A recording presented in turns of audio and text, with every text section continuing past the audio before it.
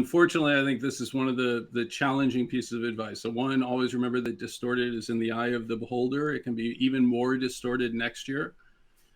So I want to, emphasize the immediacy of anything that I'm referring to, other than, of course, futures being down 4%, is not something that you should go out and change your portfolio today. The second thing, though, to recognize is that anytime you hear somebody saying what is priced into markets, there's effectively a new dominant piece of information about forward returns that exists in financial markets, which is who's going to buy what tomorrow. An increasing fraction of that is explained by passive flows. And so we know more and more that as long as people maintain employment, as long as they are contributing to their 401ks and participating in things like target date funds, the odds are very, very high that they are going to buy more Apple and Microsoft and Nvidia than they are going to worry about Delta Airlines.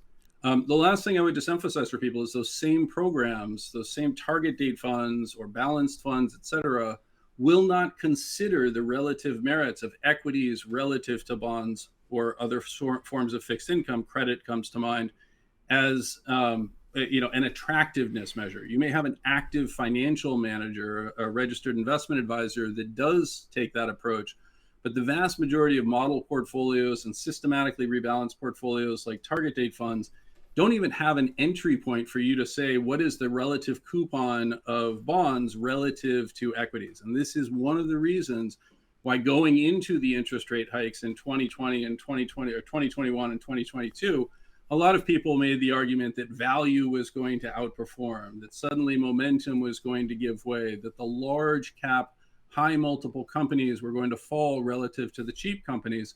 And the simple answer is there's no mechanism for that, because the systems that we're using don't have the capacity to make those adjustments.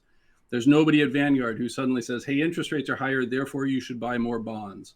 Or there's nobody at Vanguard who says, gosh, interest rates are a lot higher, therefore the forward discounted value of cash flows associated with Apple Computer is lower, and I should pay less for that relative to a low multiple auto parts company.